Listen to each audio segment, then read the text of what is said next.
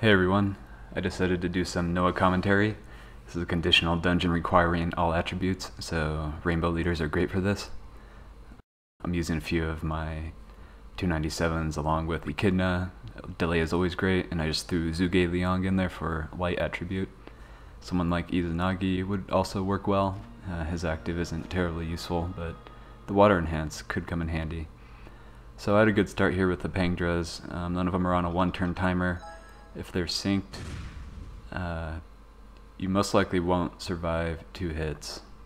They hit for about 11k or so, I believe, and they have a 20% chance to skip their turn, which shouldn't be something you rely on.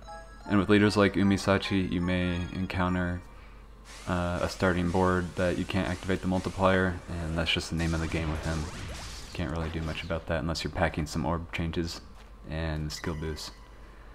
Next round is going to be a random fairy.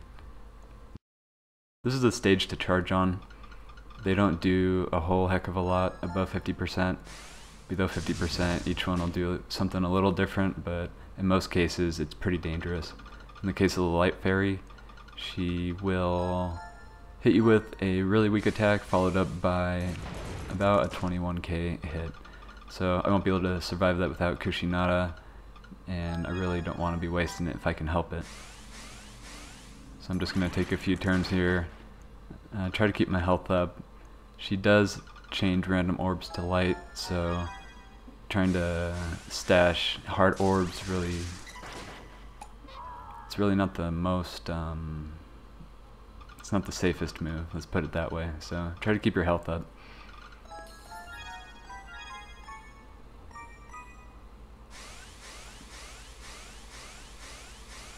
Once I get Echidna up, after a couple turns here, it should be safe to finish her off.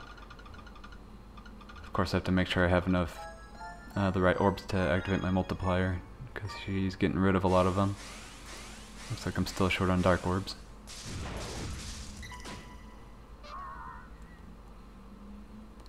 And I'm out of water now.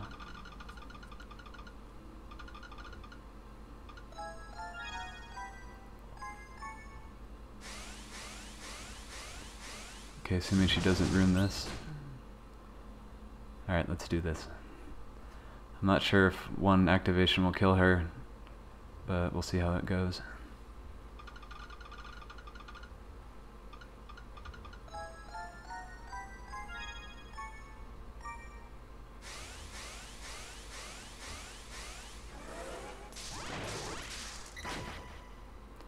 Okay, so that put her a little below half. Next turn she will kill me. I'll use an orb change here, just to make sure I can finish her off. I don't really want to waste Kushinada yet, because she'll come in handy in the next couple rounds.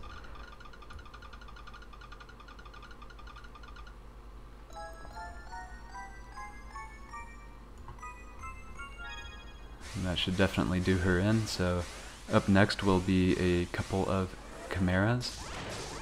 Hopefully they won't spawn on a one-turn timer, but we'll see what happens. Okay, so we got a fire and water. Fire one is ready to go next turn. I should be able to finish it off, but just to be safe, I will use Kushinada here.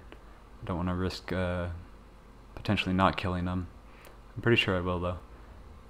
And the good thing about a shield is if you do manage to sweep the wave by the next turn, that shield will persist, which is kind of a neat mechanic.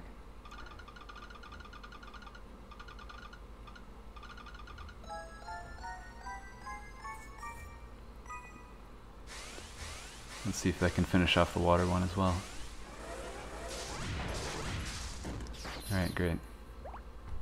So next it's 2 Mystic Beasts, I think that's their name. My shield will be useless here because they're on the 2-turn timer. Cerberus will pretty much kill me on his turn. The Griffin, if he's below 40%, then I'm at risk of eating up to 20k damage. He has a 40%, or he has a 70% chance of using kind of a random damage hit, and I really don't want to rely on him not using that, so hopefully he'll die before his turn, at least. Okay, so he's not quite dead yet, and unfortunately I don't have any light orbs, so to be safe, I'm going to use my delay here. And I'll just stall out the rest of his turns while making sure I have a board for Umisachi's activation. Which I do now. So I'm going to try to pass a few turns here without completely screwing up the board.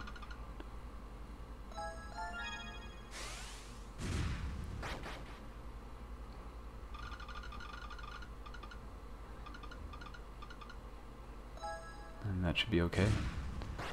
So let's finish him off and move on to the next round. Next one's going to be the Ripper Dragon. He'll put up a preemptive shield, so you won't be able to toss out a delay or anything like that.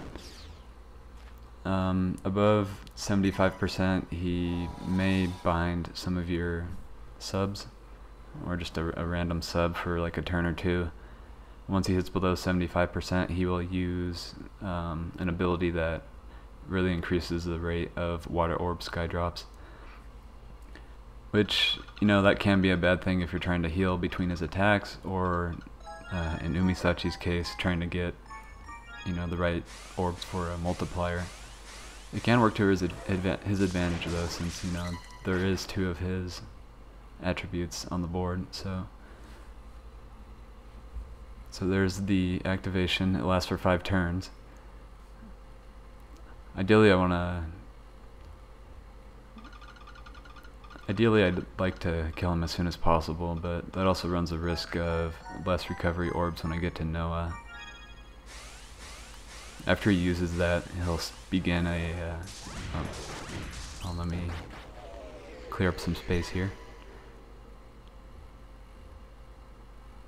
Okay, like I was saying, after that turn he'll begin a 3-turn countdown timer, and after that he'll hit for about 56k. Which I can withstand with the Kushinada shield, so if I wanted to, I could stall out that increased sky drop, but I don't think it's terribly necessary. I have a multiplier here, so I'll just go for it, and that should finish him off. If not, he'll be dead by the next turn. Okay, so he's down. Now on to Noah. She'll heal you to full, which is kind of nice. The next turn she'll use a gravity attack.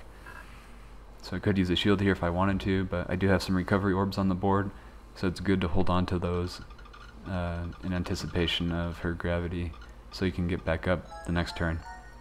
The turn after that she'll hit for about 5,000.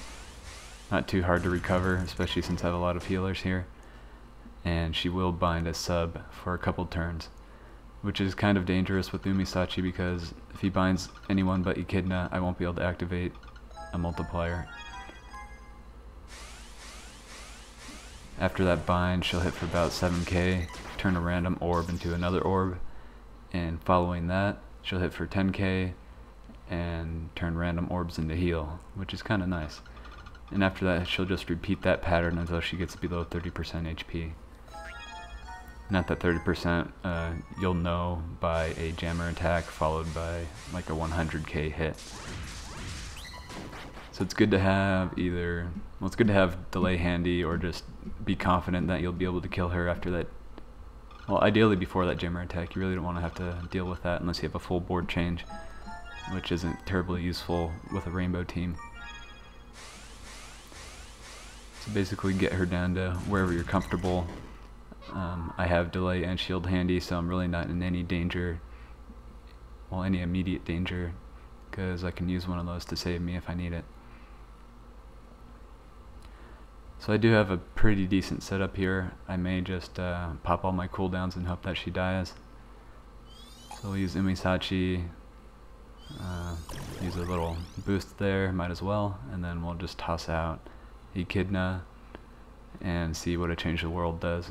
It might be able to one-shot her. I can take advantage of Zhuge Liang's prong boost.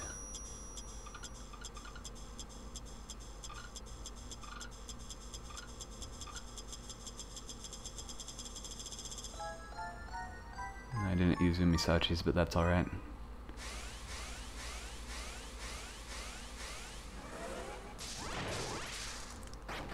Okay, that was almost enough. Since I have delay there, I don't have to worry about that jammer attack yet. And fortunately I do have enough for another multiplier here. And if I didn't, I had plenty of turns to spare. And that should finish her off.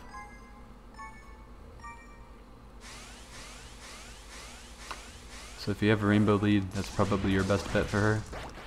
She's kind of a farmable Lucifer. People seem to like her, at least for now.